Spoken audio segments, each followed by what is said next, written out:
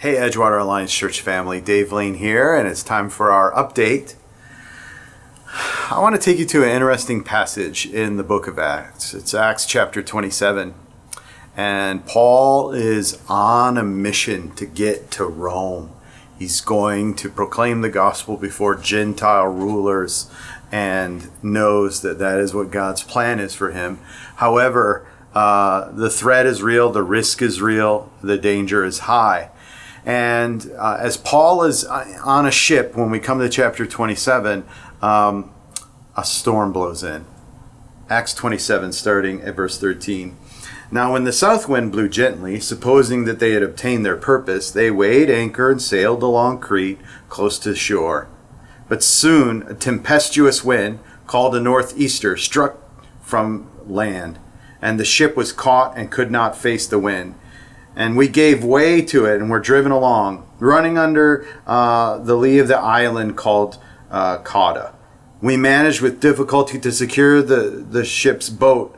After hoisting it up, they used supports to undergird the ship. Then, fearing that they would run aground, they lowered the gear, and they were driven along.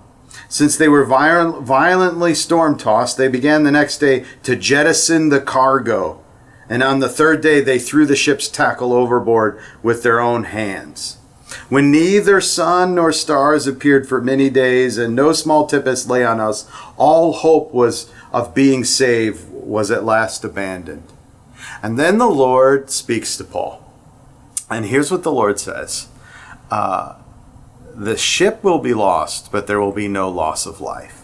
And when we come to Acts 27, verse 23, Paul says to these sailors, "Yet now I urge you to take heart. There will be no loss of life among you, but only of the ship." Boy, doesn't it feel like we've lost the ship during this season?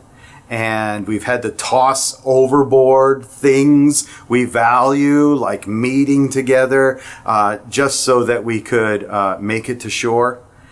And much like Paul, I want to encourage you. There may be some things we've lost for a season, but the mission will continue. And now that we're not called to shelter in place, some of you may be entertaining guests in your home relationally to reestablish connections at whatever pace you're comfortable with. But the reality is we are moving in a direction of reemergence, and we're encouraged by that. And as our church leadership has gathered and we're trying to find the threshold for when we would reemerge as a church, there's really two things happening. One, we're looking at a long-term strategy of how to mobilize our church structure to be effective for the mission. But two, we're trying to figure out, practically speaking, when can we get back together like we were? And the truth is, we can't give you a date because a date would be arbitrary.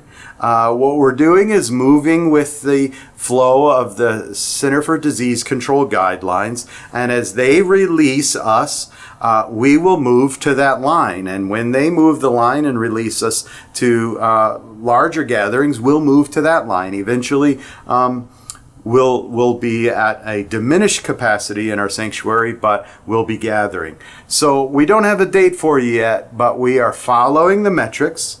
And every time we get a new update from our governor, we're seeing, hey, how do we fit into the space that they are allowing? So hang in there. You may have had to throw some things overboard. It may be hard to lose the ship, but we're going to make it to land. We're going to get back together. And when we do, it'll be a great day. Until then, make the most of this time that God has allowed. Make sure you're seeking Him. Make sure you're turning to Him to fill your buckets, and do your part to refill other people's buckets so that we don't waste this time that we're in, but we continue to function as the church on mission. God bless you, Edgewater Alliance, and go be the church.